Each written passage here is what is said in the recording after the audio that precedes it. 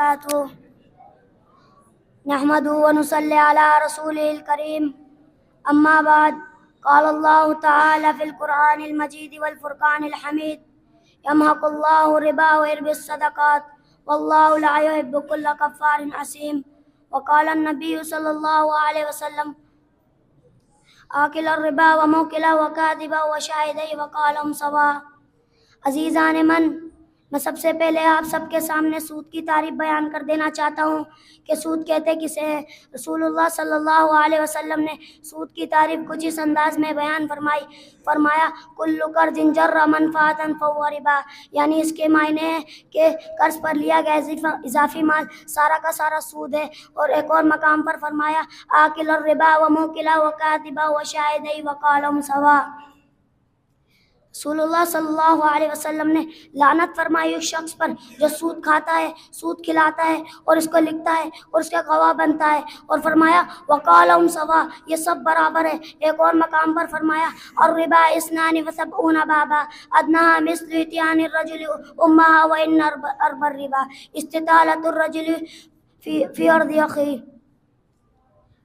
سامعین محترم، سود کے 72 درجے ہیں، جس کا سب سے کم ترین درجہ اللہ اکبر آدمی کا اپنی ماں کے ساتھ زنا کرنے کے برابر ہے، اور سب سے جو زیادہ درجہ ہے وہ ہے کسی مسلمان بھائی کی عزت خراب کرنے کے برابر ہے. ایک اور مقام پر فرمایا درہم ربا یاکلہ الرجل وہو یعلم اشد من 36 زنیہ.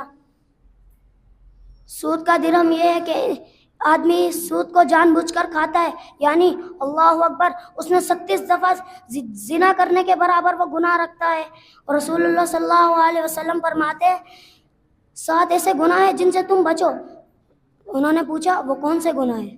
تو آپ صلی اللہ علیہ وسلم نے بتایا نمبر 1 اللہ کے ساتھ کسی کو شریک نہ ٹھہراؤ، نمبر 2 جادو نہ کرو، نمبر 3 ناحق کسی کا قتل کرو، نمبر 4 یتیم کا مال نہ کھاؤ، نمبر 5 سود نہ کھاؤ، نمبر 6 اپنا جان بچانے کے لیے جہاد فی سبیل اللہ کے لشکر سے چھوڑ کے نہ بھاگو، اور نمبر 7 اور آخری اللہ کی پاک دامن بندیوں پر زنا کا الزام نہ لگاؤ.